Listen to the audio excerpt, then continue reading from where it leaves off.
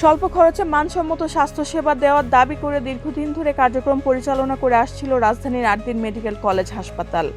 বহু বছর ধরে কম খরচে মানসম্মত চিকিৎসা, স্বল্প ব্যয়ে সিজার, নামমাত্র মূল্যে কিডনি ডায়ালাইসিস এবং দরিদ্র রোগীদের জন্য বিশেষ সহায়তা কর্মসূচির কারণে রাজধানীর ৮ দিন হাসপাতাল নিম্ন ও নিম্নবিত্ত মানুষের অন্যতম আস্থার জায়গা হিসেবে পরিচিত ছিল।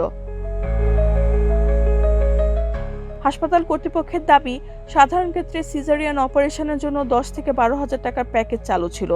পাশাপাশি দরিদ্র রোগীদের জন্য বিশেষ সহায়তা তহবিল, নিবিড় পর্যবেক্ষণ কেন্দ্র, নবজাতক নিবিড় পরিচর্যা কেন্দ্র, সিসিইউ সহ বিভিন্ন বিশেষায়িত চিকিৎসা সেবা প্রদান করা হতো।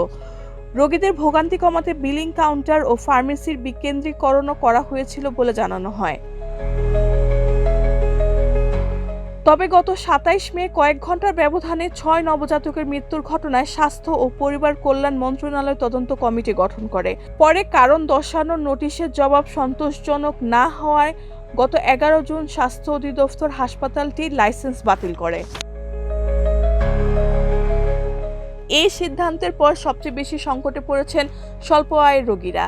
বিশেষ করে নিয়মিত ডায়ালাইসিস নেওয়া রোগী, গর্ভবতী নারী, নবজাতকের চিকিৎসা প্রত্যাশী পরিবার এবং কম খরচে বিশেষায়িত চিকিৎসার উপর নির্ভরশীল মানুষ নতুন করে বিকল্প হাসপাতাল খুঁজতে বাধ্য হচ্ছেন। অনেকের জন্য বেসরকারি হাসপাতালের উচ্চ চিকিৎসা ব্যয় বহন করাও কঠিন হয়ে দাঁড়িয়েছে।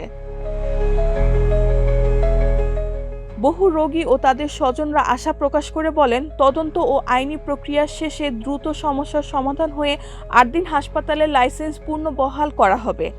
তাদের মতে হাসপাতালটি চালু হলে আবারও স্বল্প আয়ের মানুষ সহজেই চিকিৎসা সেবা নিতে পারবেন। প্রজন্ম ২৪।